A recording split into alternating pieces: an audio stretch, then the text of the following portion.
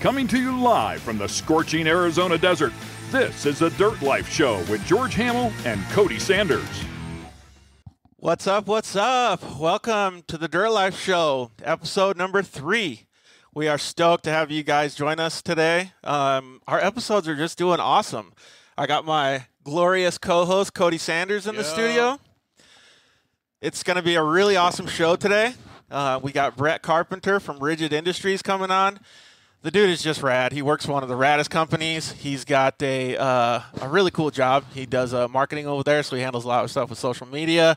He handles stuff with racers, going to the events, giving away product, and handling all, just everything that we think is cool that we see online. He handles most of that stuff. The dude holds a really special piece of my heart. He was one of the dudes. One of the only guys that stopped to help me at the UTV World Championship when I crashed 4 months ago. And, man, it almost makes me want to cry. I feel like the dude was a real big part of saving my life. He did a lot for me. I know we've talked about it, and I'm excited to actually meet him, It's cool, man. I really honestly can't wait to talk to him. I talked to him once for a little bit last Monday, and shoot, dude, the stuff that he was telling me that he saw and he had to go through in that instance, he had no idea who I was, no idea what was going on. He just saw somebody that was in distress and needed help.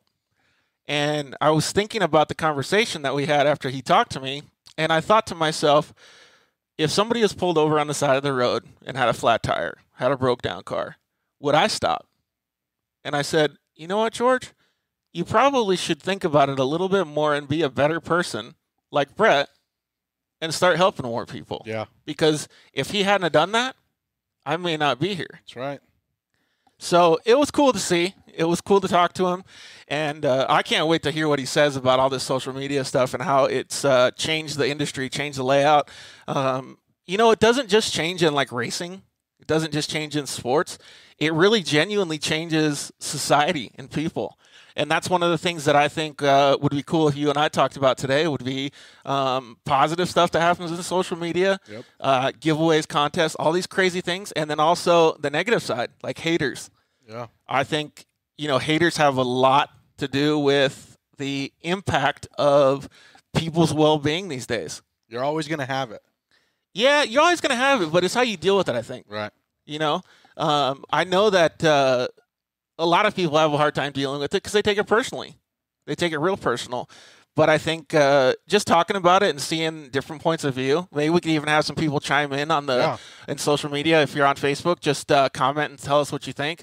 I think that would be really cool to talk about the whole subject. And a lot of the hating stuff comes from keyboard warriors, people that can just say whatever they want and have their own opinion on Facebook or YouTube, wherever it is. Yep. And I am 100% about people having their own opinion. Just not having their own opinion when they don't know what they're talking about. I think that people should always tell you if you're doing something wrong, if you're doing something right, but tell you in a good way. Yeah. Hey, Cody, you're doing awesome today. Hey, Cody, you didn't do very good today. Yeah. Hey, George, you're doing awesome today. Hey, George, you didn't do very good today. But I think it should be something that's an open conversation, not a limited amount of feedback. Like, hey, you just did really shitty, and just comment on something. Yeah, and then leave. It just doesn't make sense because that means that your opinion doesn't go any further than that. Yep. When if you have an opinion and you want to help somebody, let's do it. Let's all jump on board and help this person. So I think it's really cool. I think we want to talk about that. I want to see what Brett says about the way that Rigid Industries deals with it, and just get another outlook on it. I think it's really cool that he's able to put such a positive spin on everything because of his attitude and his mindset, and I want to learn from him. Yeah. Let's thank all of our sponsors. We've got some awesome sponsors on board. We have Fuel Wheels, best wheels in the business. I love them. We have Rigid Industries. Yeah, Rigid Industries. We got some Fuel Wheels in the studio. We got one over here over Cody's shoulder. That wheel is called the Anza Beadlock wheel. It's custom blue for the YXZ that we did called Project Unicorn. So that's a pretty cool wheel set. We have, like you said, Rigid Industries.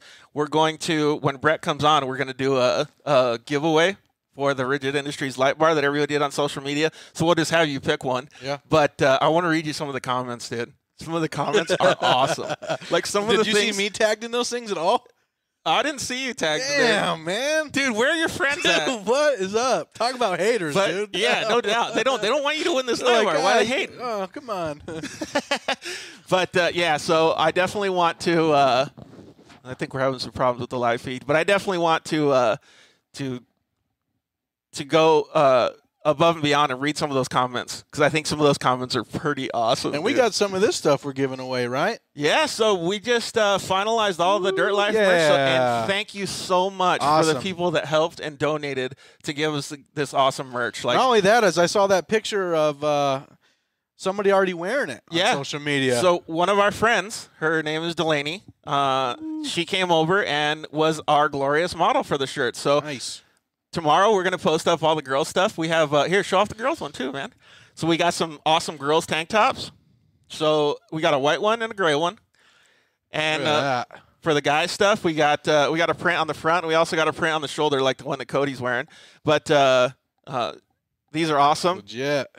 Put it towards that camera too.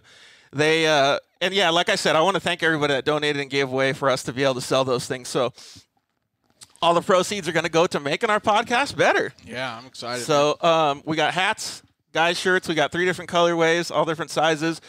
But you got to hurry and get them quick because quantities are very limited. So this is just the first run. Tell us what you think. Tell us how they fit. I mean, they're super soft. I mean, I love these hats, man. These fuel ones and these ones are the same T-shirt, and they're awesome. Yeah. They're awesome. So, yeah, get yourself some. And we're going to do a giveaway. So what do you think we should do for the giveaway? I'm thinking a shirt and a hat, but I'm thinking maybe you want to do a shirt and a hat for the guys and a shirt for the girls? Yeah, let's do that. Let's definitely give them to the my girls. wife loves the white one. The white tank top? She got the tank top, and then she has the white Dirt Life the hat. Yeah, these tank tops are so nice. Yeah, man. I know. And they go down on the bottom. They're curved on the bottom. And our model, Delaney, said that she loved it because the way it fit, man. Yeah. And so thank you, Delaney, for coming over. Appreciate it. And we're going to post some stuff tomorrow. And you guys can go buy some stuff. And I don't know. What you want to do? A social media giveaway? What do you think? Let's do just a blind drawing. Yeah, let's do that then. We'll give them like 10 minutes to just write what their favorite car is or their favorite make or something, and then in 10 minutes we'll just hand it out. All right, you want to do it live on the show, or do you want to do it during the social media this week? Okay, live on the show. Cool. And then we'll ask you guys just to post online and share your social media. Share it on your social media. All right. Well, what else we got for today? Oh, well, let's tell everybody how to connect. So speaking of social media, let's have all you guys connect on our social media platforms. We got Facebook, we got YouTube, we have Instagram, and it's all at The Dirt Life Show. So connect to us, and Cody will be answering all your social media stuff. Yeah. If you have any questions, just shoot us a message, and we'll just slide into his DMs, man. Yeah. That rigid giveaway is going to be really cool, man. I'm upset nobody tagged me, man.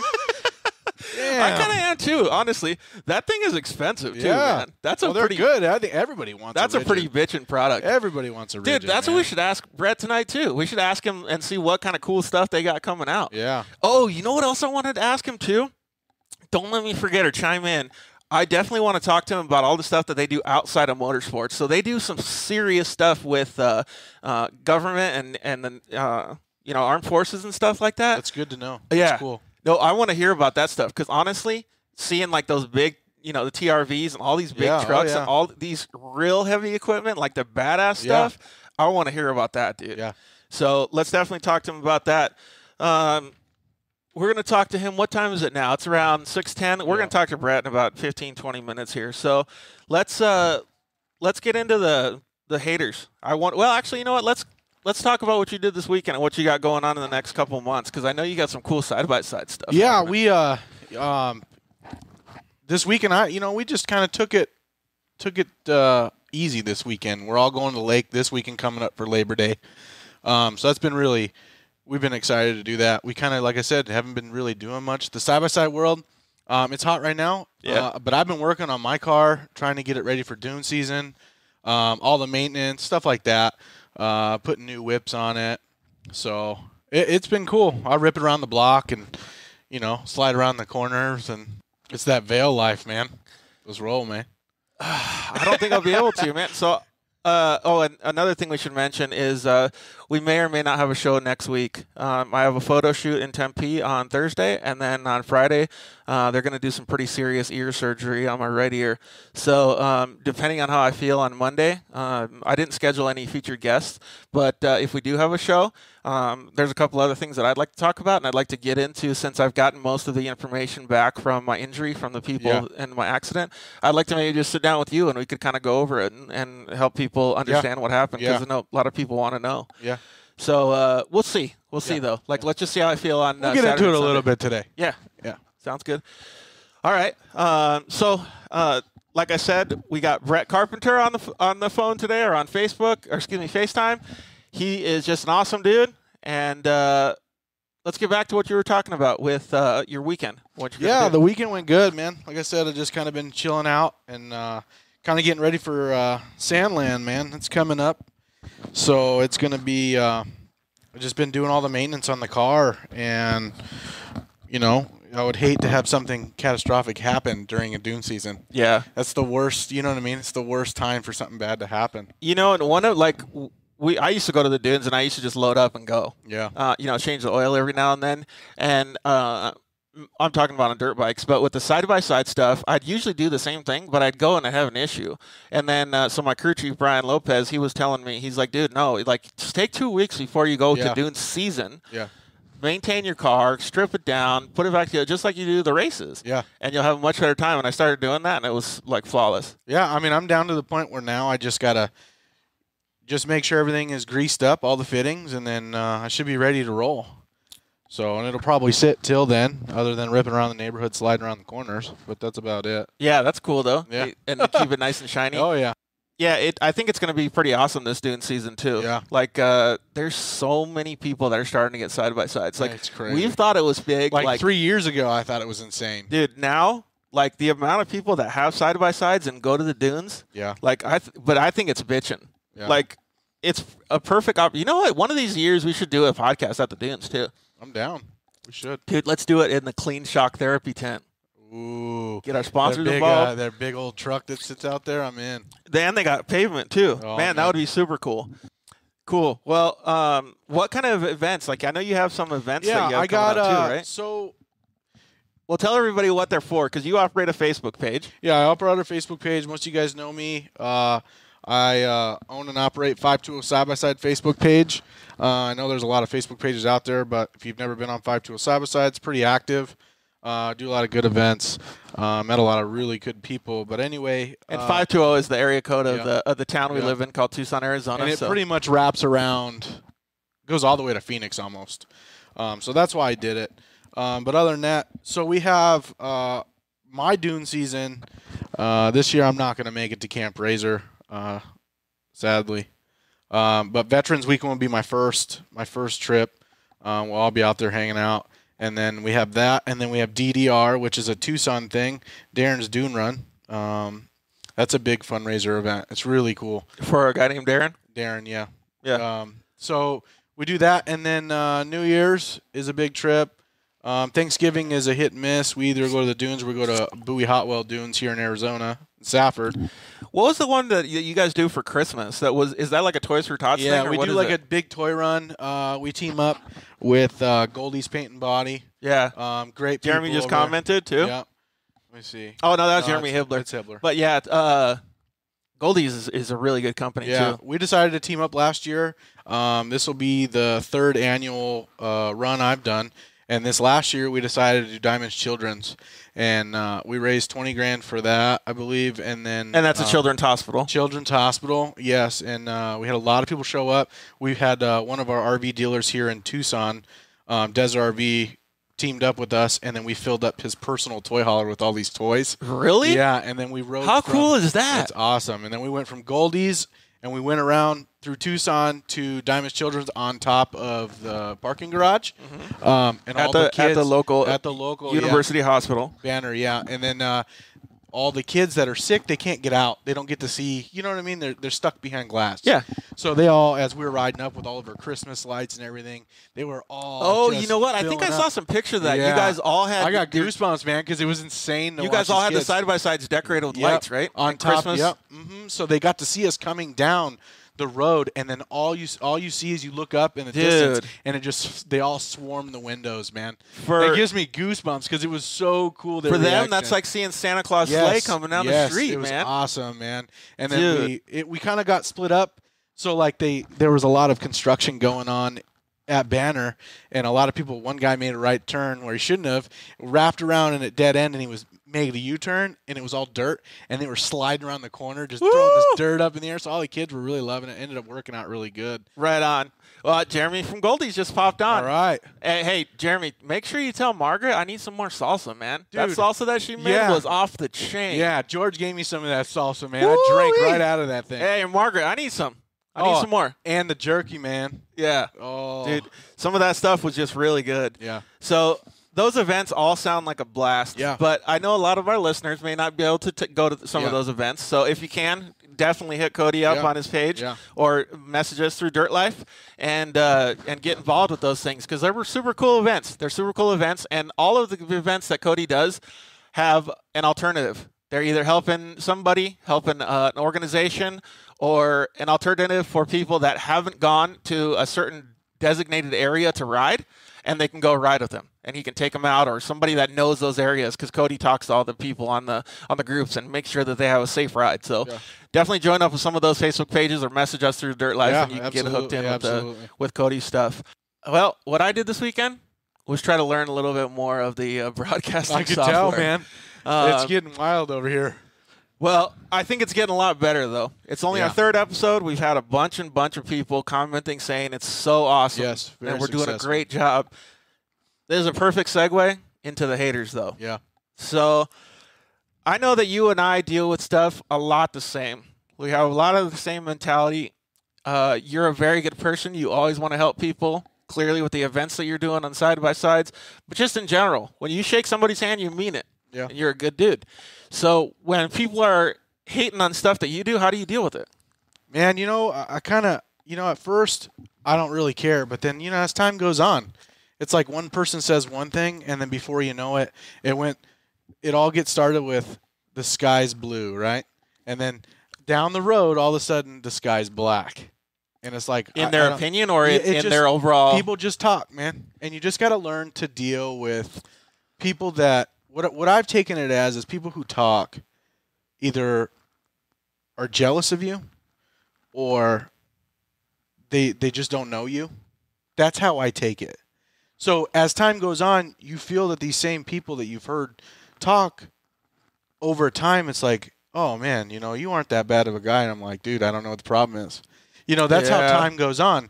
And they usually end up, saying, hey, dude, I'm really sorry, But by then, there's already so many other people that have heard a different story. Yeah, I get what you're saying. It's like that whole thing, that game that you used to play. Like, you can even play it when you're drunk, and it's like, hey, I'll tell you one thing, you tell the next person, and then see how far it transitions by the end of the 10th person. Yep. Yeah, like, I know exactly what you mean. And that does have a real negative impact, especially for businesses and with the advent of social media these days. I think it's really, really crucial that people can differentiate from an opinionated comment from somebody that doesn't like you or jealous of you, whatever it is, to somebody that's giving you an opinion that you can constructively take and make better. Yeah. So I know that you do it very well when people get on you for something. And then, I've had conversations with you, and then you'll come over and talk in the garage or whatever, and you'll be like, dude, this guy was being a total jerk. Yeah. He was being a total jerk. But you know what? I did learn something from it, and now I'm going to make myself better. I don't know if that guy's going to make himself any better, but I am. Yeah. I mean, with all these social media pages now, I mean, it's crazy. It's out of hand. And, you get these people that start up these pages, and it's like, man, I support them all. I'm one of those people. Absolutely. I'll support it all, but at the end of the day, every one of these same pages that are starting to come up, they're all turning into the same members. It's a circle of the same people. And you're talking about pages that are on Facebook that are just Well, I think that's probably has a lot to do with the people that you're following, though, too. Yeah. And I notice that it happens a lot with me as well. And honestly, like I try to post a lot on social media as much as I can. If I have a little idea or something, I'll do it. But I don't really read that much. Like I'm not that big of a social media voyeur.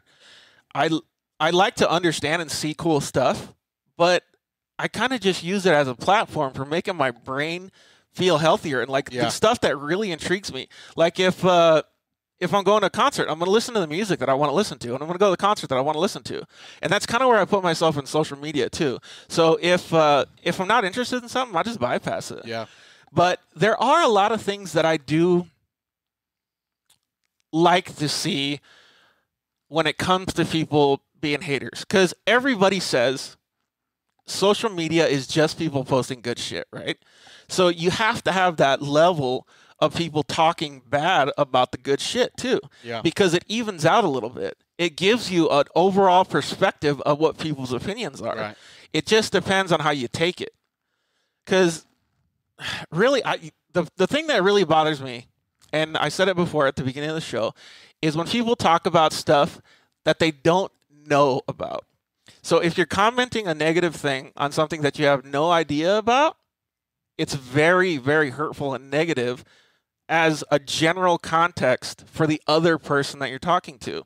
And I'll bring up a specific example, and I don't know who the person was because they were anonymous, but we started up a GoFundMe after my accident 4 months ago.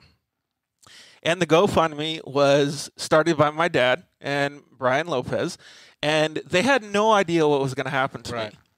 They had no idea about my medical bills. They had no idea about anything. They just knew that I was really messed up. Yeah. If I made it out of this or I didn't, I was going to need some funds and my family was going to need some funds to cover it. Medical bills are freaking outrageous. Like, so outrageous. Just for me to get in a helicopter, because they transferred me from the racetrack in an ambulance to Bullhead City, and the Bullhead City was not a trauma center. The hospital was not. So I had to take a helicopter up to the trauma center in Las Vegas. And the reason I had to take a helicopter was because I was in such bad shape. I wouldn't have made it if I hadn't gone up there that quick. And that helicopter ride, although it was maybe 20 or 30 minutes, was $75,000. Yeah. And you could have went and took a trip to Grand Canyon for $250. It's astronomical. And we were adding it up the other day for no other reason than like the understanding of how much the medical bills are. And just for my medical bills in the month that I was in the hospital and the helicopter ride was just under $500,000. Can you believe that? I mean, insurance takes care of some of that stuff. It's crazy to me. But how I don't even understand that. And to get back to my point about the haters, this is real life. This is like the medical bills that we're looking at. They set up the GoFundMe. They had no idea how much it was going to cost. They set it up to be $500,000. $500,000 is a lot of money. And when I would look at a GoFundMe like that, I would say, man, they're asking for a lot of money. But knowing now what I know, that's not an outrageous amount of money to ask for. That's a good dent. Yeah, exactly. And one of the people, and again, I don't know who it was, commented on that GoFundMe post saying, I don't remember their exact words, but saying something along the lines of, this is bullshit. This is a scam. Don't bother helping this person. F this, like so negative. And the first thing that I think is, I don't give a shit. Right. I don't care. Nobody around me is going to care. They know what's going on. But it negatively impacts, just like what you were saying about the Facebook pages, all of the other people that see it, because maybe somebody was going to donate $5 and they see a comment like that. It tells them, maybe I shouldn't donate the $5. Just because somebody had an opinion that they had no idea what was going on. So they made an opinion without an education on something that they don't know about. And who pays the price? The person that's in distress. In this case, it was me. But this must happen millions of times a day. Like, I'm just one of the examples for that one time that it happened to me. Yeah. So I genuinely feel bad. And the reason that I wanted to have you explain some of the events that you do was because you're the opposite of that. You're a trademark person that helps. without asking for anything back. Yep. You're helping these kids, and the smiles and the windows, and all the stuff that you saw that day was exactly the opposite of what somebody else might do in a keyboard stroke. It's crazy because, the off-road scene gets such a bad rep. You know what I mean? So to get a good, strong personalities, though. Yeah, these guys, people are like, oh, they go tear up, these trails and stay on the trails. And, everyone I've ridden with, it's not like, oh, I'm just going to go. Oh, I see what you're saying. Blasting through the desert. You're talking about people fucking stuff up on the trails and stuff. But what I'm saying is we got such a bad rep. So when we do things like that, it shows that we are normal people. We do care. And they're like, these guys are not that bad. You know what I mean? Yeah, but that's the problem, though. It's like you can do 20 positives and one negative will ruin it. Yep. So I'm going to keep doing my 20 positives. Dude, do it. Not that we're going to change the world, but definitely don't stop what you're doing. Yeah. And I think it's really cool. And that's the full circle thing that I was going to talk about is everybody's going to have their own opinion. I love it. I love haters. I love their opinions. I just don't want to see it negatively impact somebody or some person in a negative way. If it affects me, I can probably deal with it. Yeah. Did it affect me? I'll never know in that case of the GoFundMe stuff. But the best part about it was I don't think that anybody that you dealt with or the people after that cared about that. They cared so much that they still donated, that they came to the fundraiser for us. They still helped me get to the amount of money that we got that will hopefully pay for a little bit of my teeth. Yeah, let's get into that, man. Your teeth, when we talked before, you're like, Cody, you don't understand. Like, look at this. Look how much a grill's going to cost. Like, just to have good teeth again is what, $50,000? And that's even just the start of it? Yeah, and well, it depends on the surgeries. And I hope that my teeth don't cost $50,000. I've heard stories of people going, and it probably depends on what dentist you go to and stuff, but it's like one of those things like, do you go to the cheap guy? Like the guy that you have no idea is going to give you good teeth? Like, for me, it's not just about having good-looking teeth. Of course, everybody wants to have good-looking teeth, right?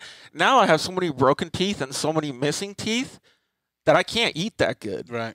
Like, I have to eat on one side of my mouth, and, like, if I bite my mouth once and it'll start swelling up. Like, there's all kinds of, adverse effects. And I have no idea how much it's going to cost. But the best part is the people that donated to the contest that we had at the fundraiser, the people that just straight up donated, all these people are helping me make my quality of life better. Yep. Because I'll be able to go get these teeth. I don't think the money is the biggest issue because I don't think it's going to cover everything. I think it's the general consensus of these awesome people that are clearly not haters that helped. Yeah. And it just means the world to me. Like, to see one guy comment in a negative manner, it really hurts, right? It's like, dude. It does, man. It really does. But then you have all these people like you and all these other people that helped out. The Yamaha YXZAZ crew, Frank and Tiffany, they did a huge, huge thing for me. Jeff Angel, all these guys, everybody. Brian Forrester, he was in last week. Yep. All these people. And if I'm missing anybody, please include yourself in my thanks. But gosh, it's so awesome because now I get to go in there and I don't have to say, can I get on a payment plan? I can say, like, what's the leftover cost? Because all these people help me out. I can go get new teeth. Yeah. And shit, I'm going to eat a shitload more tacos. Dude, we can have Miles Cheek, our second guest, cook us tacos, dude. Asian tacos. Ooh. Whatever we can get, man. So, we had a lot of people from all over Arizona show up to that event. I couldn't believe it, dude. People from Rimrock, Cottonwood. That's a far haul, man, for the day. When you started this fundraiser thing, and I guess we should talk about positives, too, instead of just the haters. Yeah. When you started this fundraiser thing, you had come over and my mechanic, my crew chief, Brian Lopez, Brian Forrester, and yourself, you came over to wash the Yamaha. Yep. Because you guys wanted it to look good for the fundraiser. You walked inside of my house, and I remember, fuck, dude, I don't want to cry, but, you looked at me, and I swear we've never talked about that, but yeah. It looked like you were looking, at a dead person. Yeah, that's about Like, what it was. Like, man. what the hell? Like, what? Like, this guy is not going to make it to the fundraiser. Or that end of that day. That's how I felt, man, and I was in shock, man. But the best part is you didn't stop anything you were doing. Right. You put it into the next gear and went full bore into this thing. Yeah. And you kicked ass. Yeah.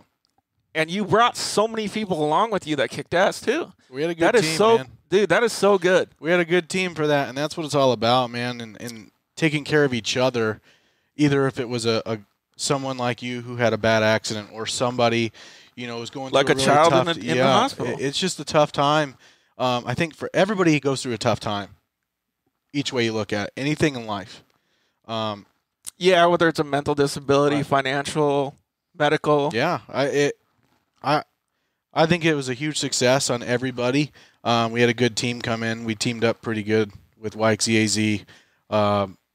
Local businesses showed up and put in, That guy Terry from Reeder Ranch Automotive. I still want to go have beers with that dude. Yeah, he's a great guy, man. I just had a problem with my tire the other day, and I texted him at 6 o'clock in the morning. He's like, dude, bring it in right when we open up. I'll take care of it real quick for you. Yeah. Really nice, Margaret brought that salsa. Dude, there was so many good things. I remember just the little kids walking around. Even my dad. Yeah. It just makes me happy to see that. So thank you to all the haters, and thank you to all the awesome people. Yeah. Even more, because you changed the way that we look at the world. And thank you, Cody, for all the things that you did. Let's talk to Brett Carpenter. Rigid Industries Brett Carpenter's coming up. Let's take a break, have a quick word from our sponsors, and we'll be back with more of the Dirt Life Show.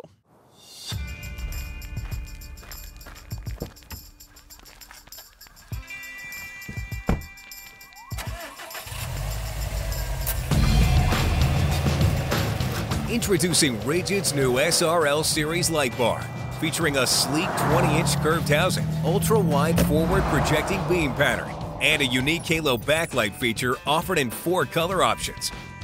The SRL Series light bar's new optic combination projects light over 70 degrees wide, with more than enough distance to safely drive in low visibility conditions, making it the perfect lighting solution for most applications.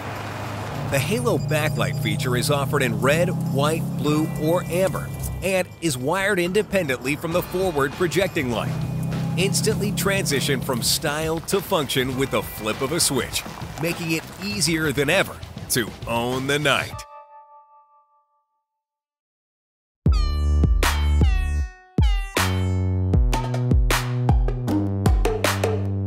Hello, I'm Justin, the founder of Shock Therapy.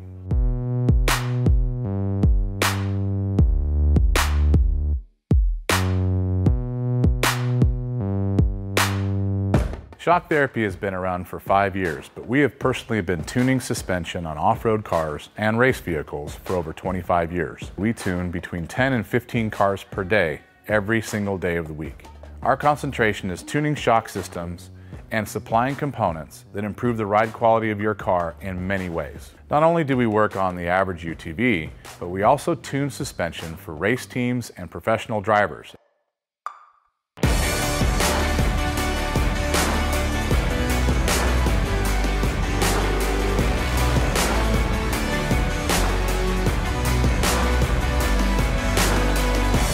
We currently tune for over 87 race teams in Best in Desert and Score.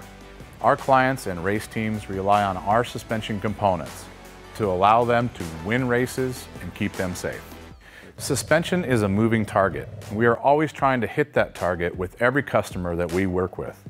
Each customer's needs can be different, and we tune our kits accordingly.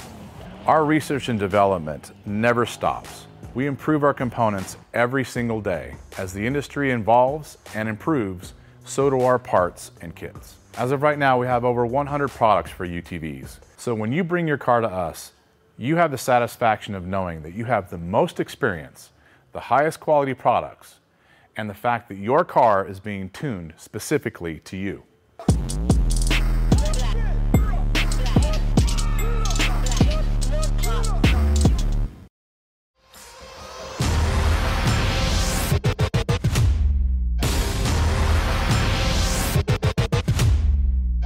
For wheels and tires with the most style, function, and innovation, look no further than Fuel Off-Road. From stock to lifted, dually to trophy truck and UTV applications, Fuel Off-Road offers the most complete lineup for your next adventure. Whether a weekend warrior or racer, you can't go wrong with Fuel's massive line of trail tough truck and UTV wheels and tires. Good looks, better prices, and the absolute best range of styles and applications. Find us at fueloffroad.com.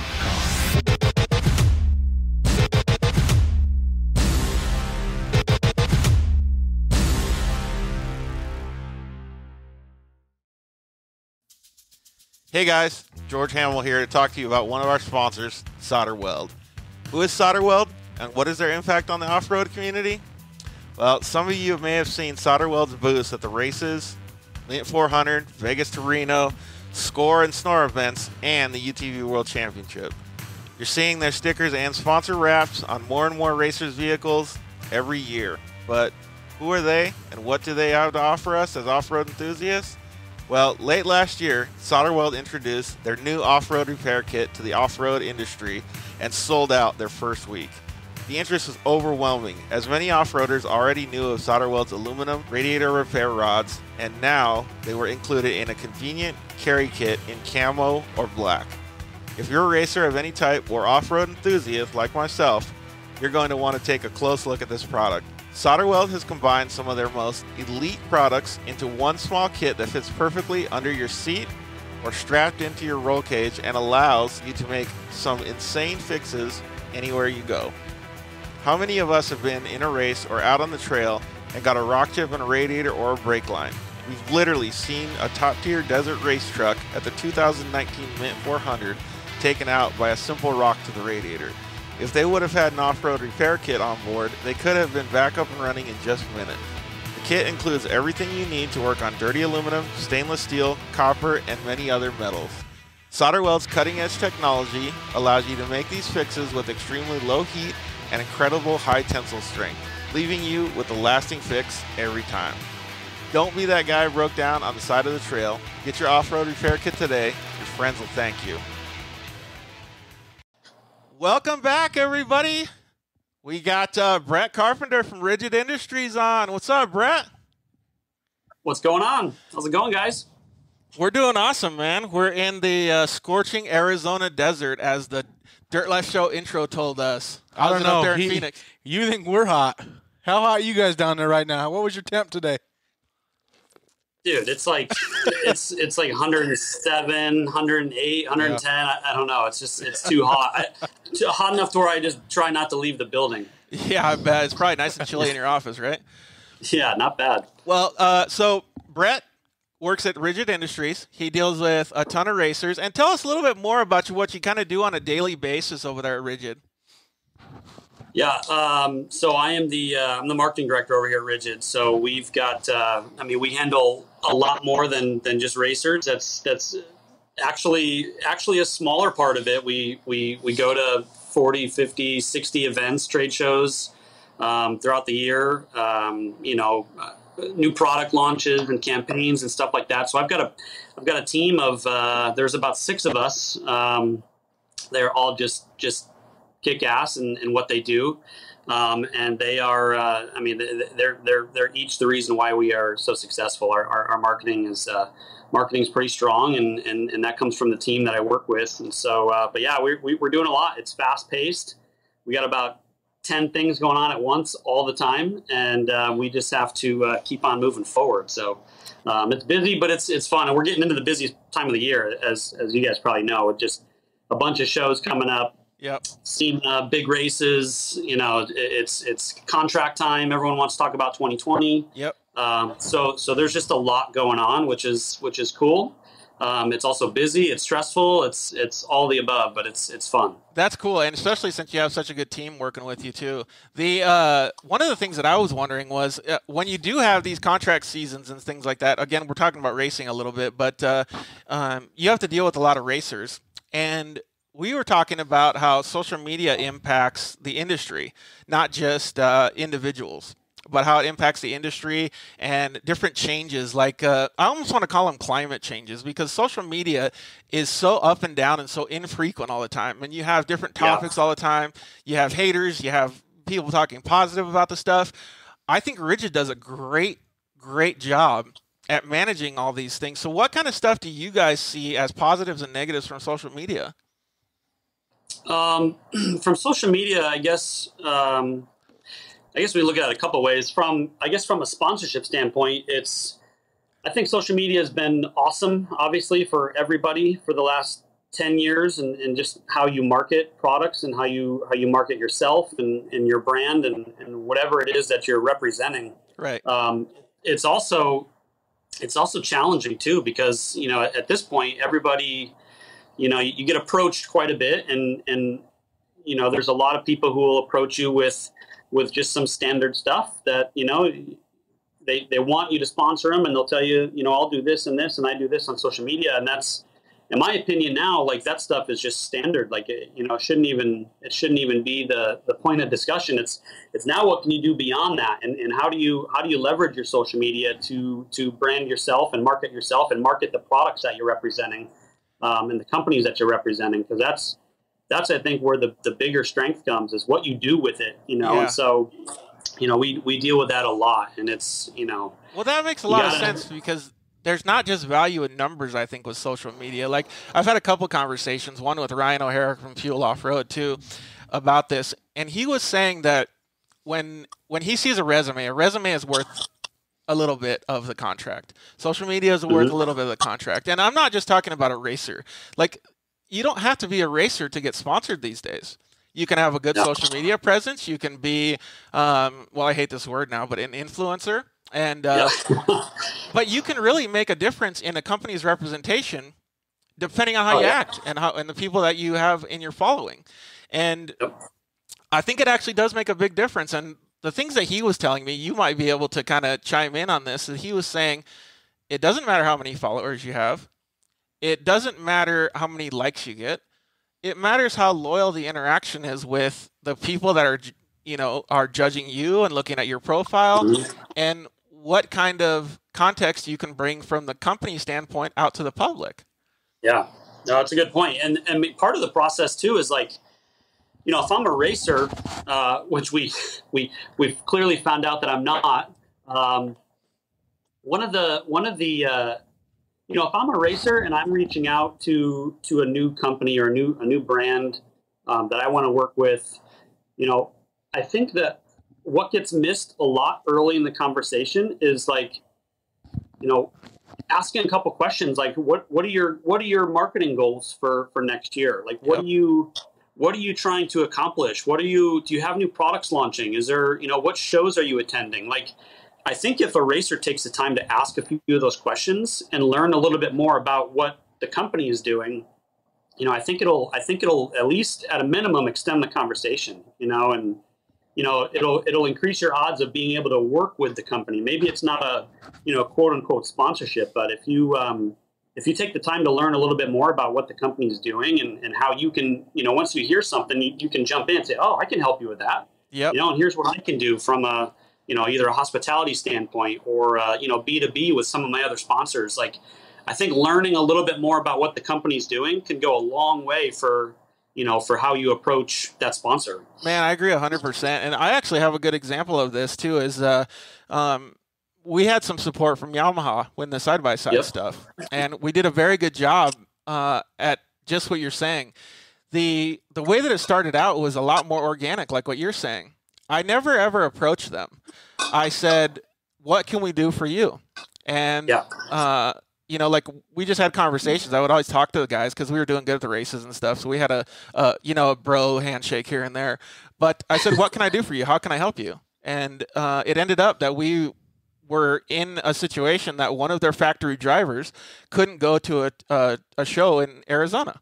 Well, clearly it was easy for me. They called me and they said, dude, shit, we're in a real bind here. Can you, like, head out tomorrow? And I'm like, you guys are so lucky. The car's clean. Like, I'm ready to go. Like, we're good. There you go. And so I ended up doing 6 or 7 events. I did it all on my own dime. And I gave them reports after the show. I said, I talked to 300 people It seemed like 6 of them were actually interested in it. 4 of them said that they wouldn't buy a Yamaha vehicle because they were only looking for a 4-seater RZR or something like that. And I gave them these different things that I thought might be valuable to them, and I just sent them in an email. And after a little bit, they were like, wow, like this is really good information. And then so towards the end of the year, they asked me to do another event, and it was called the Jump Champs. And we had to go out to Glen Helen, and we had to do like a time trial race and stuff. But we were the showcase driver, and we had a great time. And I asked them, I said, can we take a couple of minutes and maybe talk about something that I would like in return? They said, no problem. You know, you've done so much for us. What can we do to help you? And I said, well, I don't want anything for free. All I want is to have a handshake from you guys and start a relationship. They said, we don't have any budget. We haven't, you know, we're not able to help you. We already spent it. We got all these racers on it. Our budgets are spent, dude. Sorry. I said, that's okay. All I want to do is help with what you guys got going on in the future. What do you have? They said, all right, give me a few months and we'll talk about it. We'll see what we have. Well, a few months go by and they have me do a couple more shows and different things like that. But what happened in those few months was transitionary in their business environment. Nothing to do with me, but they got a little bit of budget. They got a little bit of extra that they could do. They got leftover vehicles. And so they called me up and said, hey, you know what? We can do something for you now. We're willing to help you. That's great. Yeah. I mean, if you make yourself available and just, you know, if you can remain flexible, and just get involved. I mean, like you said, it's not so much asking for something for free. You just wanted to work with them, and I think that's a big part of you know, something. I think that's a strategy that works. I mean, make yourself available. You know, provide some opportunity for the company as well. But if you once you get in there and you find an opportunity where you can help them check a box where they're like, oh, okay, this makes sense. You know, that's where you can really see it start to snowball. Yeah, I agree. And I've heard other people say the same kind of things in different positions similar to yours, is just have a conversation with somebody, and then you never know when maybe 5 years from now, Cody just calls up Brett and is like, hey, we got this cool event. I think Rigid would light up the whole show. Yeah. Like, let's do it, you know? Like, I'm going to get you involved this year. Christmas event. That's it. That's all it takes, right? And sometimes it's hard. Like, there's certainly barriers you got to try to break through. You got to get through certain people, and whether it's meeting somebody at a booth at a show or something, and you know, getting the right contact. But I mean, geez, once you do and you start talking to them and learning more about what they're doing, I mean, it's all about achieving a goal, and that's selling product. You know, and helping that company sell product. So what can you do to help them do that? You know, it's more than obviously just slapping a sticker on a truck and, you know, tagging them on social media. That's all part of the deal. But, you know, how can we leverage that into something else, from a sales promo or, you know, ride-alongs or, you know, employee of the month contest or something. So there's a lot of really, really interesting things that you can do if you get creative. So that's what's cool. That's what's fun about this, is getting creative with other, you know, creative marketing minds and learning from them even, and figuring out what works. Then we can apply it to another driver or another brand ambassador. And, you know, then you see what works from that. And, you know, eventually you develop a couple of really neat programs, and you're hopefully selling some product. Well, look at what we're doing. We're doing the giveaway, huh? Yeah. So we'll do that giveaway in just a little bit here. But yeah, you're exactly right though. Like, I love hearing stories like that, because we talk about racing because that's what I did and you know, got involved with you. But it's awesome to hear that, because I just think, like, there's so much, like, you deal with it every day, but in my mind is blowing up right now. I'm like, oh man, he could go like with these really good Facebook groups, and they could have a big old Christmas thing sponsored by Rigid with all these badass lights and all these crazy things. And like, those things are really cool. Like, I can only imagine the stuff that you get approached with. Yeah, no, and that's what's cool, is you just start throwing around ideas like that, something will stick. I mean, we've had products that have launched that started as a drawing on a napkin from our ownership group from you know, the guys who started the company. And that's what's pretty neat. I mean, you sit down with someone, if you go to a show or, you know, at a race or something, or contingency, take the time to just chit chat with someone, and you never know what type of conversation will come up and where that'll lead to. You know, I mean, if anything, you make a connection and you got a contact in your back pocket down the road, and, you know, at least you'll be able to say hi to someone the next time you see them. But unless you try and talk to someone, you know, so yeah, that's what's fun. That makes a lot of sense, and that actually makes a lot of sense with with what I've judged your personality as now that I know you a little bit. And for you to have those conversations and to have that openness is really valuable, not only in your position, but in my life and everybody around you's life, because I told people a little earlier that you're very, very special in my heart, because I genuinely don't know that I would be sitting here in the same position had you not stopped on the race course to help me at the UTV World Championship. So it gets me a little teared up talking about it, but dude, you got a really good, open, understanding personality for situations around you, not just helping me, but obviously when you talk about the things that you do and the openness that you have to understanding what people are doing creatively in a work environment. I appreciate that. You would have done the same. I was, I don't know if I had any business even being in that race to begin with, but well, you definitely had some business with me. I learned real quick what it takes to be a race car driver. But that was a unique experience, but no, I didn't think twice about it. I saw you needed my help more than continuing that race. So, like I said, you would have done it. You would have done it for anybody else. So Awesome. I'm just glad awesome. you pulled through it, man. And it's amazing to see your journey and your recovery. And I mean, this is the first time you and I have actually physically seen each other since that day.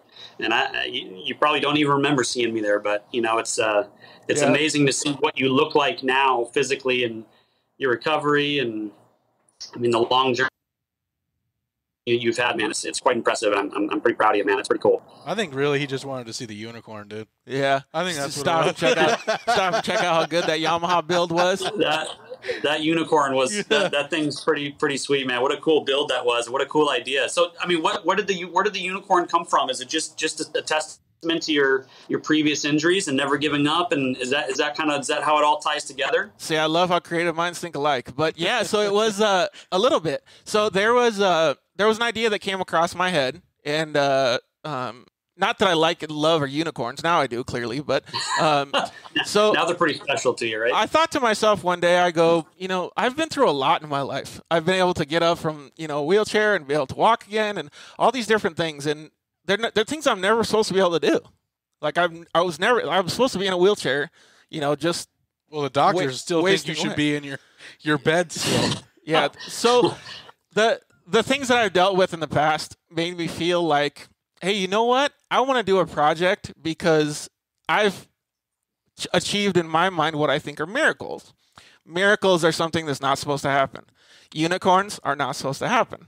So I developed the unicorn idea in the chance of being able to get other people that have a disability be able to drive the car or at least test out the car. And the unicorn theme was just to show that. And it started as kind of a little side project thing, and we started doing unicorn ECU flash tunes. Yep. So, side-by-sides are supposed to be overgrown golf carts, and they've turned into these badass machines, right? And the Yamaha, for whatever reason, is tuned down so much at stock that I thought the first tune that I got from Graves Motorsports, I thought, holy shit, this thing is freaking insane. Like, it turned this thing into a rocket ship from a freaking slowpoke. And so I was like, this thing is definitely, I'm going to call this the Unicorn Flash Tune, and I'll just give it to all my friends. So that's where the Unicorn name came from. And then we developed pretty cool. Yeah. And so it kind of just came full circle. And we still have some stuff that you might actually want to be involved later. But I want to see if I can do a ride across the country. And I have all the maps to do it, an off-road journey across the country. It's called the Trans-America Trail, and it starts up in Oregon and it ends up in South Carolina, and it's all dirt the whole way. So I want to do a big promotion and a cross-country tour, but one of the main things that I want to do is I want to showcase a disability. Like, you don't have to have a disability and sit inside your house and just waste away. You can have a disability, but then you can drive the unicorn. I'll give it to you, and you can follow us across the country. Yeah. And you can come with us. And maybe it's a person that just got out of the hospital. Maybe it's a person that doesn't think they'll be able to do it. I think it'd be super cool to have this thing be a platform for people to grow. Heck yeah, that'd be awesome. I mean, there's so many ways that you can inspire people through that. It's not even funny. I mean, and let alone the adventure itself, I think is just going to be awesome. So I would imagine you're going to have to ride through the dark, right? Yeah, exactly. So we'll have to light up the night. we'll have to light that thing up. But no, that's pretty cool, man. That's awesome. That'll be sweet. Keep me posted on that. That's going to be, that'll be a killer idea. Yeah, I wanted to do it in September this year, but clearly situation has changed. So maybe we'll be able to do it either in the spring next year or in the fall next year when it cools off a little bit. There we go. We'll just put it off now. We'll put it on the back burner for now. But when the time comes, I'll definitely get a hold of you for it. But Cool. I think we should definitely do something that's better than just lighting up the night. I think we should light up a person's universe and make them feel like a unicorn, and like make them feel really good and get some people involved that are genuinely worth taking across the country. Maybe some of these disabled people can't make it across the country. Maybe we stop in every state and let somebody cross the state and get a ride back or something. Like, plenty of things you can do, man. That's pretty cool. Yeah. It's very inspiring. Just it's just another notch in your belt of just ways to overcome and inspire other people along the way, man. That's a killer idea. Well, thank you. I definitely don't want it to be about me. I definitely want it to be about other people, and I definitely would like to see great people like the company that you market get involved too. So a couple other questions that we wanted to ask of you was, we had a discussion today about haters and how social media just drastically impacts people. And this isn't just like somebody saying Ridge is awesome or I had a problem with Rigid or whatever. It's about the impact that it has on a person's well-being. So when somebody comes on and they are supported by Rigid, or Rigid gets a negative feedback, how does Rigid deal with it, and how do you deal with positive feedback? Well, social media is, it makes it very easy for someone to express their feelings when they, in a quick, easy way. And I think a lot of it's emotional thinking. It's so easy to just type something out on your keyboard and press enter, or on your phone or whatever. So I don't think there's a lot of thought process in a lot of that. Like there's been times that I've been frustrated about things too. And it's like, man, if you just sit there and it's like impulse shopping, like, do you really need it? I don't know. Sit back and, take 10, 15 minutes, think about it, or do another lap, and you come back, maybe you don't need it. I think it's the same thing with wanting to really express some frustration about something. If you take a breath and, think about it a couple times, then you may decide not to, if you really plan on really attacking someone. In terms of Rigid, we deal with it quite a bit. There's a lot of people that get frustrated for different reasons, or they just want to call out a particular post that we'll throw up on Instagram or something like that. And that stuff is just, you kind of have to, you address it if it looks like something that's, a concern that you're like, oh, okay, well, that's something we can easily fix if they think that about our product or about our company or whatever. But if it's something that's just, that spirals out of control and it's just pure hate, sometimes you got to just brush it off and move past it. Yeah. But if there's a warranty issue or something that someone's like, hey, my light bar sucks, like it doesn't work or whatever, it's like, we'll take a look at that. It's like, all right, well, tell us what's going on. How can we help? How can we fix it?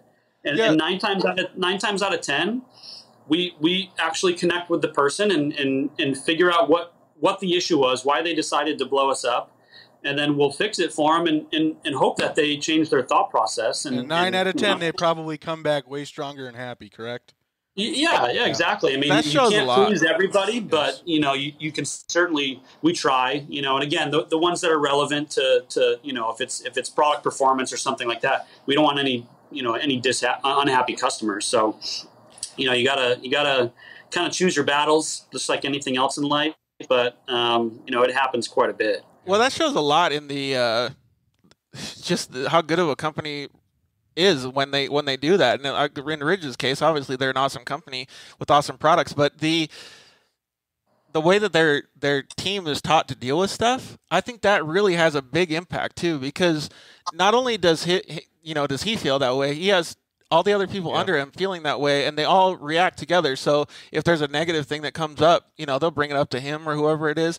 I think that's a good way to understand how to do it. Turn a negative into a positive. Well, even a lot of companies, especially big companies like Rigid, as a big corporation like that, some companies that I've seen, they just brush it off and don't even contact you back. That's the worst. And that's terrible. So and that happens too. And we try not to let that happen. Right. And this is company wide. It's not my policy. Right. It's not marketing policy. We have a warranty policy. We have customer service. So a lot of times too, we can combat that by just like, hey, head over to our website and there's a live chat customer service that let them know what's going on. And I mean, there's so many ways we can handle it. We can handle it directly. We can handle it through direct messaging. We can connect them with someone in customer service, connect them to our warranty department. But if we get them dialed in and hopefully we change their opinion, like that's one customer that we didn't lose, So it's really important, to do that. Because like you said, I mean, it spirals out of control, man, and it's a small industry, and so all you can do is hopefully leave a stronger impression than what they originally thought. Well, not talking about Rigid, talking more about it on a personal level. We know that you clearly have a good heart. So if somebody is in a social media environment and they have an issue with a person at school, they're getting bullied or they're getting negative feedback or something, should they attack it right away and say, how can I fix this? Should they be nice about it? Should they ignore it? Like, what do you think? Like, what would you tell your kids or your wife? Yeah, that's a good question. I have a daughter that just started kindergarten, so I'm gonna be that hopefully not a helicopter dad or helicopter parent, but you want to protect your kids as much as you can. But I think it just depends. It's tough that there's cell phones. I dropped my daughter off at school last week, and she goes to an elementary school, and there's kids sitting waiting for the bell to ring, and they're playing on their phone. And I'm like, holy cow! Like, I didn't get a cell phone until I was almost out of high school, let alone in elementary school. But so I think it just stuff happens at such a younger age now.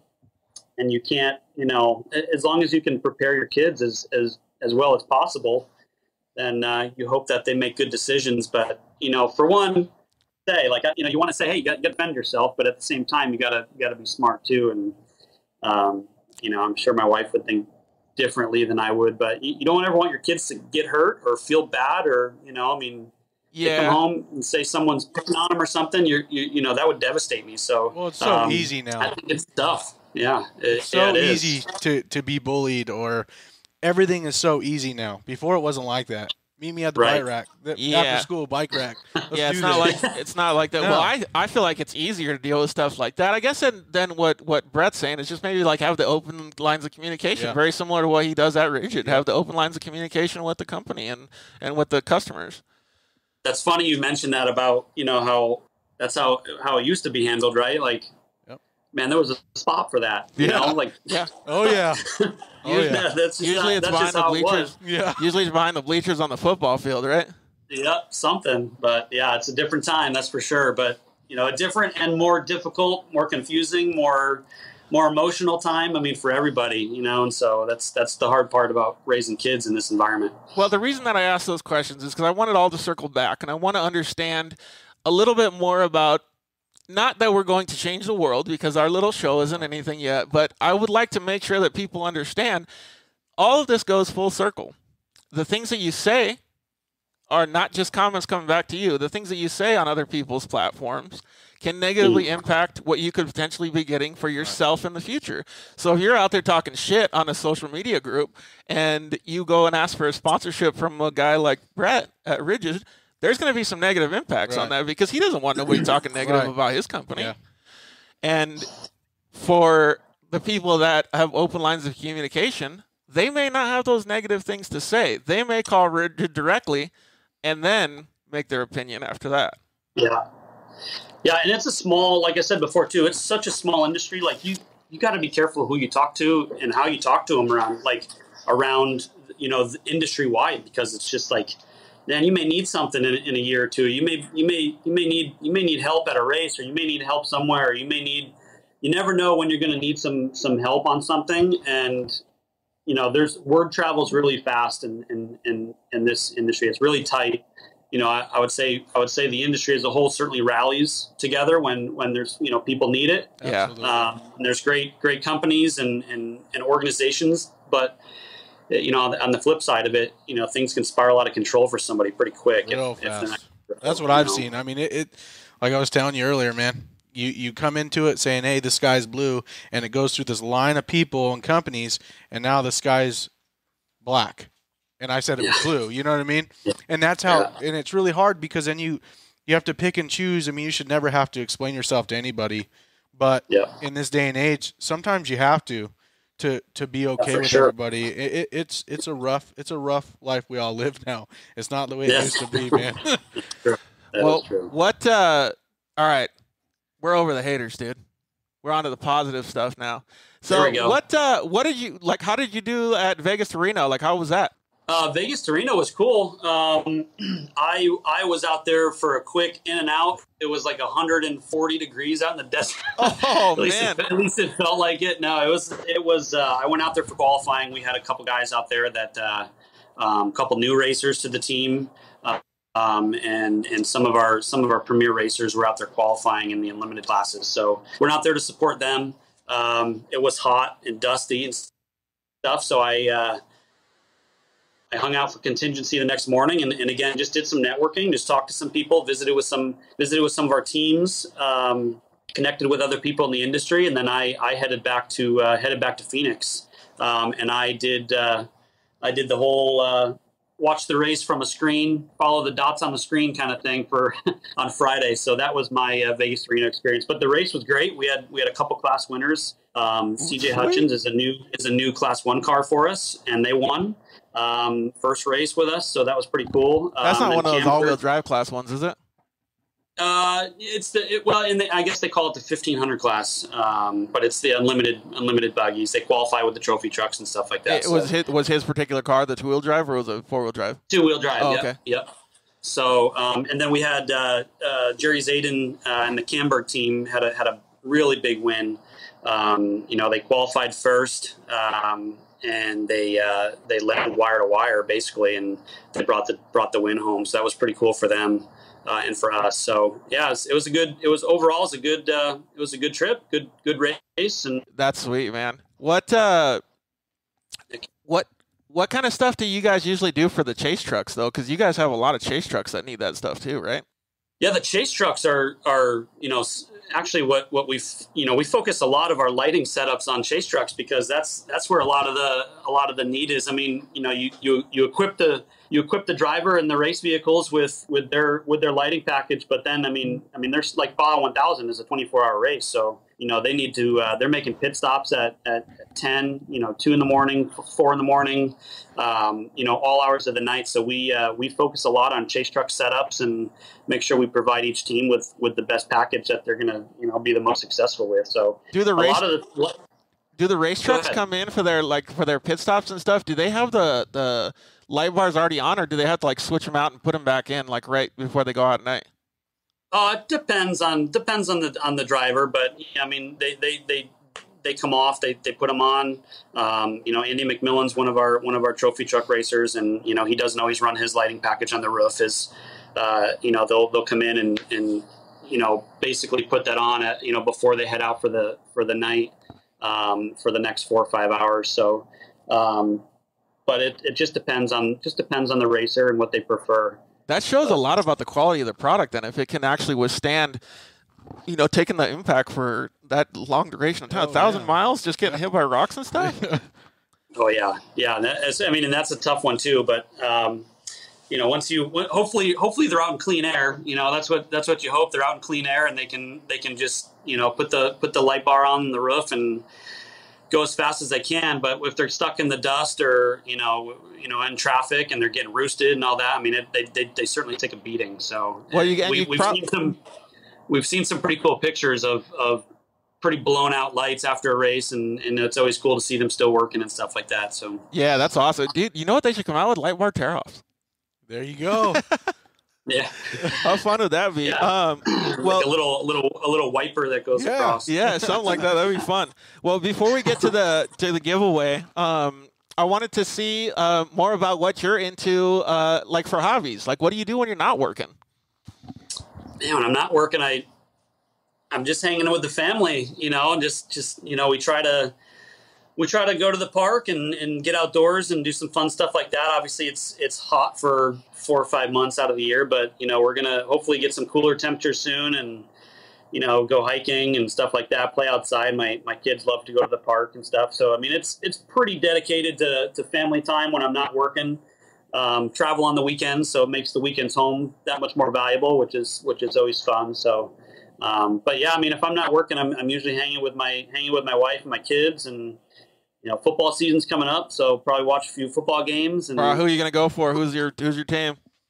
Oh man, I can't tell you. It's brutal. I'm a local fan, but it's been a tough journey. So we'll see how they do. So for the people that don't know where he's located in Phoenix, Arizona. So clearly, he's a Cardinals fan. So that's good though, man. Arizona for life, right? That's right. Right on. Well, I don't have necessarily a favorite team. I'm still. I'm not a football guy, man. Yeah, I'm not really a football guy either, but I do like the Southern California stuff that a lot of people are into too. So I may or may not be a Southern California fan. So if we ever have a Southern California versus Arizona battle, we'll go drink beers at his house. There you go. All right, well, check this out. So we got some really, really awesome comments, and I wanted to read a couple before we pick out our Rigid Industries Light Bar Contest winner. One of them was... Go ahead and send it to my door. I already won. Well, this comment was pretty amazing. I need this light bar to put on my YXZ so I can see what I'm crashing into in the dark when I'm driving my family around. For real, though, I need this. Maybe people will want to ride with me when I can see. Who's that? That guy clearly needs a light. He clearly needs some new light. Come on, let's say names. His name is Aunt Cookie 881. So I don't know if it's a girl or a guy, but that was a pretty funny comment that we got. We also got a comment saying, let's see here, to be able to show my buddies what rigid lights can do. Woo! That's a good one. We have a good one. It's actually one of my friends. He wants to have the light bar so I can see when I'm getting in and out of my truck and to my wheelchair. So that's a good one. Let's see here. There was another really fun one, too. Light up after hours for the BMX track. Hey, that's FYI, I can still hear you. Can you still hear me? Yeah, we can noticed that you fell out a little bit. We can still hear you good. That's the good thing about FaceTime is FaceTime will still get the audio. Sure. So he wants to light up the BMX track after dark. Apparently, he just doesn't get enough BMX. And I know his kid rides BMX, too. So, here's a good one. If we were to plow the ice roads and the islands, we need the light bar to see everything with rigid. So that was a good one too. So there was some really, really good ones. I always work in the dark. I could use it. So I don't know if you can see us, Brett, but we are going to scroll through the comments here. We're going to have Cody go ahead and just hit his finger on one. I'm just going to do it. Ready? All right, let's do it. The winner. Oh, okay. This is actually a good one. The winner of the rigid. What is it? What's the, the light bar that we're giving away again, Brett? The 20-inch E-Series Pro. That's an expensive light bar too. It's what, 800 and something bucks? 93, I think. Yeah, it's a good. Yeah, it's a good light. It's good for a UTV or a truck or a Jeep, whatever. Yeah. So it is Aunt Cookie 881. Aunt Cookie 881. And I didn't even see it. You just go, I hit it. Yep. And so that's Ashley Jimenez. Ashley Jimenez. You're gonna have to slide into the Dirt Life Show's DMs. And message us, and we will get you that light bar out ASAP. Congratulations. So, congratulations, Ashley Jimenez, on your win. So, Brad, it looks like we're still having a little bit of, there you are. You're back. Yeah, I got you. I kicked off my Wi-Fi. I don't know if that was a problem, but I got you now. Now you're good. Well, the only other last thing that I want to talk... Once you contact the winner, send me their contact info, and I'll ship this light directly to them. Yeah, perfect. Sounds great, man. So it's Ashley Jimenez, and she should slide into our DMs and let us know. We'll actually contact her if she doesn't. The only other thing that I wanted to talk to you about was in motorsports was what do you think about getting or how do you think we could get more non-endemic sponsors in? And before you answer that question, I had a Supercuts, is a national haircut chain that came on board with me during some triathlon and bicycle stuff. I had a 5-year goal, and I did all these bicycle events and a whole bunch of crazy stuff. And Supercuts was on board with me, and I had them pay for the half of my first racing side-by-side. And they were involved with my program for 3 years. A corporate change and that didn't allow them to do any sponsorships anymore. They had just had to do. I remember seeing your car racing around the Lucas track. And I got questions all the time about, dude, how the heck did you get sponsored by Supercuts? You're so lucky and all this stuff. Like haters again. But the general consensus was like, I just worked my ass off. I I genuinely helped them in their program and their business, and they were non-endemic, and they had a great time getting marketing out of. I mean, we helped them so much. We increased sales for them, I think 25% in the Southern Arizona region, and they had 55 stores. I mean, that's a lot of money. So for them to have, so how do we get that to other people and show them? It's tough. Unfortunately, there's no formula for it, and if there was, I think we'd obviously have a lot more support within our sport. Man, it's tough. Like you look at like NASCAR, look at their model. I mean, and that's so far beyond where we are, unfortunately. But NASCAR's whole model of sponsorship and partners is like B2B. It's most of the corporate sponsors that you see within like a NASCAR team, or within the highest level of a NASCAR team, they're in it for a number of reasons. But a lot of that is just to connect B2B, and you start getting decision makers that are connecting with other decision makers, and all of a sudden, business erupts from that, and so for us within our sport, where it's much smaller, and it's, we're for the most part, we're regionally based, in the Southwest. There's obviously a massive short course off-road race going on this weekend up in the Midwest, but I think we have to look at some of the events as a whole and think of how we can continue to expand and build on those. Like there's certain things that we are proud of in our sport, like the Mint 400 or the Baja 1000 or the Crandon 50th anniversary. I mean, I think there's bigger events that we can draw a lot more attention to, and the promoters are doing a great job. But I think, I think if you look at it from an event standpoint, like the Mint 400, for example, there's celebrities that attend that, and there's drivers that connect with the right people and the right companies. Like, Jay Leno was driving a Camberg race truck at the Mint 400. I mean, that's pretty big, right? And then there's episodes of that on NBC and things like that. So I to answer your question, bringing in more non-endemic sponsors, again, I don't know the formula, but there's certainly a need for it. And I think if you can connect with certain companies a certain way. I mean, and maybe it starts with shopping local. If you're going to be attending a race, at a certain time of the year in a certain geographical location, maybe you hit up some of the local businesses that may want to advertise through your platform. Whether it's a food vendor or a truck service shop or something like that. And I managed a short course off-road team for a few years. And we did that. We tried to connect with local businesses that weren't so off-road driven, but it was like, hey, there's a chance that you can connect with with more people this weekend through this event that's going to draw. Hopefully it boosts the economy for the weekend, and you generate some business out of it. That makes a lot of sense. It's tough. I mean, I don't think anybody's. I certainly hope it happens, but I think if you start realistic and reasonable and look at, certain businesses that you can help regionally and locally, or that you think can benefit from what you're doing, you start there. But man, there's certainly a need for it. And props to you for that awesome Supercuts deal. I specifically remember seeing your car racing around. And I vividly remember, and at the time I did not know you, but I remember it. And, if we got more of that in the sport, I think the sport would boom. But I think it's also on some of the series promoters, and to help grow and to bring in new partnerships and try to change and expand it. I think short course is in a weird spot right now. And I just don't know what direction they're going to go. I certainly hope it's up, but unfortunately it's been flat for years. Yeah. And I see the car counts dropping and the spectator count dropping as a result. So if they can get more creative, in terms of short course racing, and bring in some new partners and things like that, then that would help. But, I feel like they're pretty kind of set in their way and pretty stagnant right now in terms of the track layouts and the schedule, and I mean everything's the same.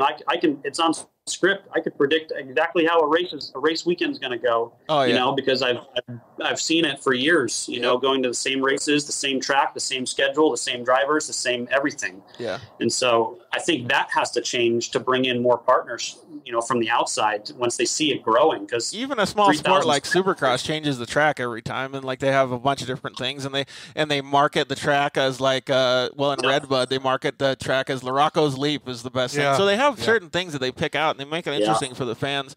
I think that's really good. And NASCAR sells obviously the TV packages most of their stuff, and then they have B2B like Brett's saying.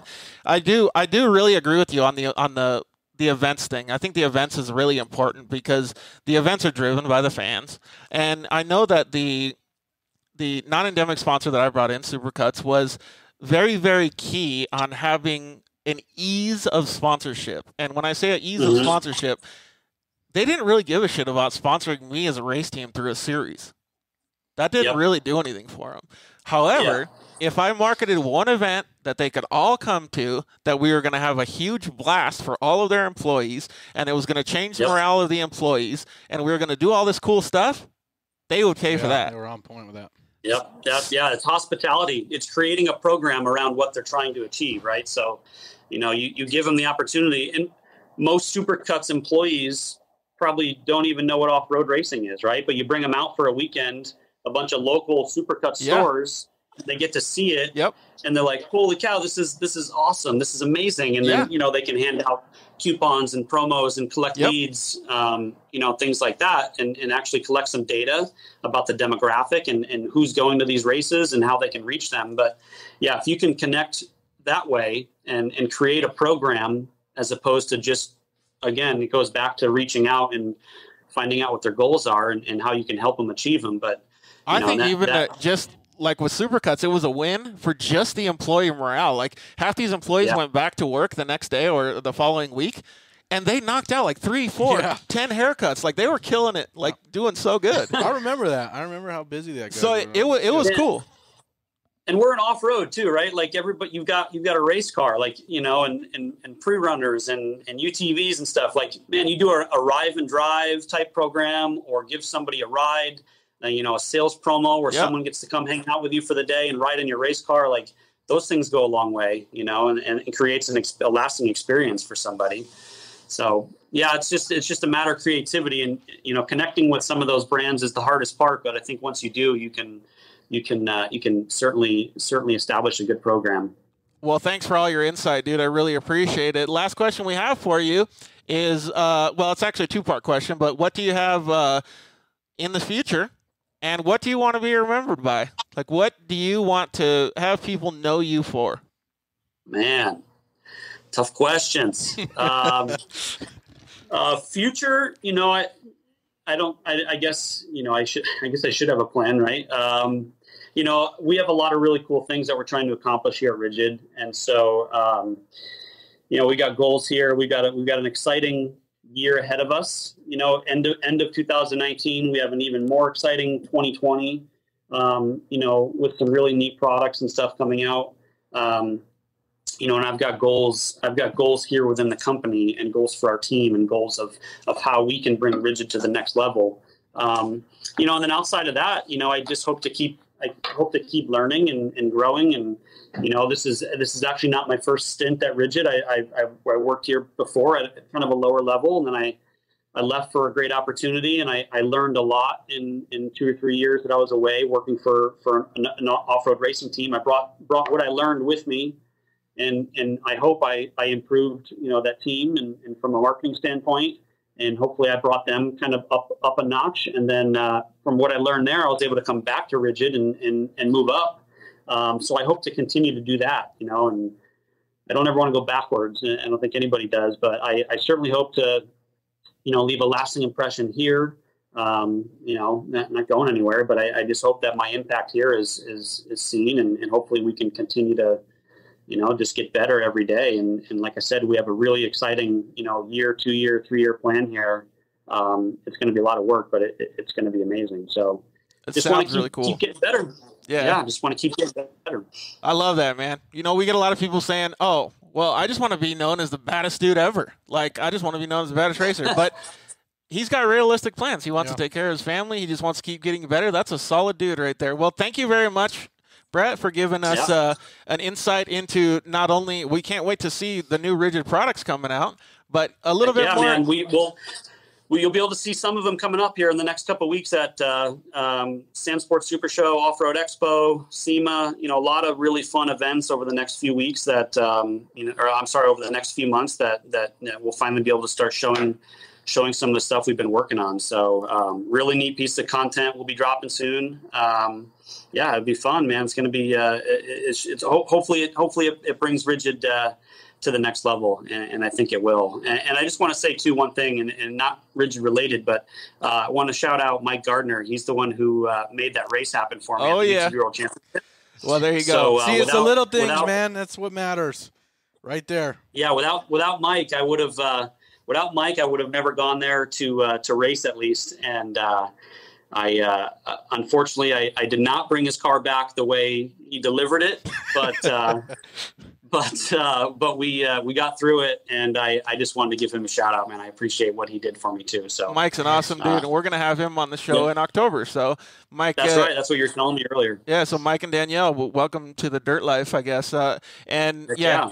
So those little things we were talking about the other day, those little tiny things mean a big difference in people's lives, like me. If he didn't let you drive that car, you wouldn't have stopped and helped me. So cheers to you guys. Yeah.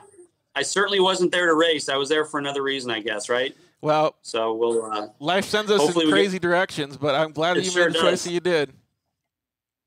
Oh, no, absolutely. And hopefully we can get together sometime in person and get some lunch. You guys come up here and check out Rigid. Yeah, let's do it soon. Yeah, We'll try to do it soon. I got to have surgery this week, but we'll try to meet up with you soon. Well, thank you very much again to give us a little bit of insight into Rigid's new products. Thank you very much for giving us some insight into Rigid's employees and how awesome of a company that the employees drive. So, again, much appreciation for all that you've done for me and for all that you've done for all of the industry. So thank you, Brett Carpenter. Thank you, guys. I appreciate that. Thanks for having me on the show, man. You guys are killing it. It's awesome. I love what you're doing and look forward to watching future episodes. Thanks, man. We'll go eat tacos with you soon, brother. We'll see you. Tacos. Talk to you soon. See you guys. All right, guys. Later. All right, ladies and gentlemen. Brett Carpenter. Get online, Rigid Industries. Go check out their product, man. Oh, Ashley Jimenez, she needs to slide in. It's like super quick, what's going man. on, Ashley? Ashley, we're going to give it to somebody else. No, I'm just joking. So, Ashley Jimenez, hit us up, and we'll get you your light bar. Like to see what she does and with that thing and puts it on. Dude, I really, really enjoy having those conversations. Yeah, it was. I don't think they're boring at all. Yeah. Like, I love to understand what goes on in people's heads and what they're thinking. And he has a clear focus on what he wants to do for Rigid. But did you notice that he really was enjoying talking about what he was doing? Yeah, I mean that's so important too. He loves what he does, man. It really truly shows. It makes a good impact, yeah. Yes. And for him to be that positive about social media just goes to show how much like the way that we look at things. We need to just be positive in life. Yep. So I appreciate him for coming on. And for just making killer products. I'd be bitching if we could do a ride across the country next year then. I would love to do that and go help some individuals and have some fun along the way. Maybe we could take the podcast on the road. Let's do it. I think that'd be a blast. I know we talked about that. We got some comments actually on that. There's a local guy, Rene Diaz, cool dude. He asked, was it high-functioning special needs guy should go on the trip? Does Rene Diaz have a disability? I don't. I love the guy. No, he takes care of special needs. Oh, right on. Another friend of mine, Dusty Tierra, he helps out too. We go to the dunes together. He brings them out, hangs out with us. Well, I don't know how many people can fit. I don't know if we should put two special needs people in the YXZ. I think we should plan something. Maybe. We should flush this out a little bit and maybe get some more vehicles involved and people that can't drive could at least sit in the passenger seat and stuff like that. At least do like a little run around a parking lot, give them an opportunity. Yeah, even if it's not across the country. I see what you're saying. Yeah. That's a good idea, man. We should put this unicorn to good use. Yeah. So, okay. Well, again, thank you to Brett, and maybe we can get him involved next year.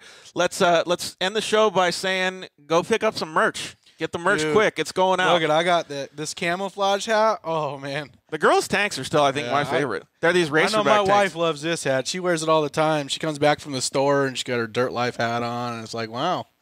She loves that. So all of it's quality stuff, too. Yeah, it's good. These are good. These are good quality hats. Yeah. The shirts, everything. So get on there. Shirts are super soft and lightweight for the Arizona heat. Oh, yeah. For the scorching Arizona desert. So, thank you to all of our sponsors. Thank you to Shock Therapy. Thank you to Solder Weld. Thank you to Fuel Wheels. Thank you to our newest sponsors, Zollinger Racing Products. And, of course, thank you to Rigid Industries for making such awesome products and having such awesome people man. Employed. It's awesome to have this support. We kind of mentioned it a little bit. I don't know if we're going to have a show next week. We're going to kind of see how things go. I have to have surgery on Friday. We'll see how my ear is. Maybe I could even do a half ear, half headphone thing. But if we don't, we may not have a featured guest. Maybe we'll just bro out. Yeah. Oh, excuse me. Yeah. We'll just bro out and talk about stuff. If we have one, maybe we'll just get a local guy in here. We can do something. But maybe we'll just do a short show or something. We'll see. So tentative show next week. And I want to thank everybody that's out there listening to us, whether you get it on iTunes, whether you get it on Stitcher, whether you're looking at it live on Facebook or YouTube. Thank you so much. Like, you guys are what makes us want to do this. We want to share our lives with you. We want to share our journeys with side-by-sides. We want to share what we're doing on the weekends. Everything that we have having fun, and we want you guys to join back with us. We want you guys to comment on us. We want you to tell us what's going on in your lives, tell us fun places to visit. Just get back and interact with us as much as possible. We love hearing the stories, and we love talking about it. So until maybe next week, but the following week for sure. Yeah, for sure. This is Dirt Life Show. Thank you very much. Cody Sanders, Georgie Hamill, peace out. This has been another incredible episode of The Dirt Life Show with George Hamill and Cody Sanders. The story, names, characters, and incidents portrayed in this production are real. However, the goats, pigs, and sheep, they were all fictitious.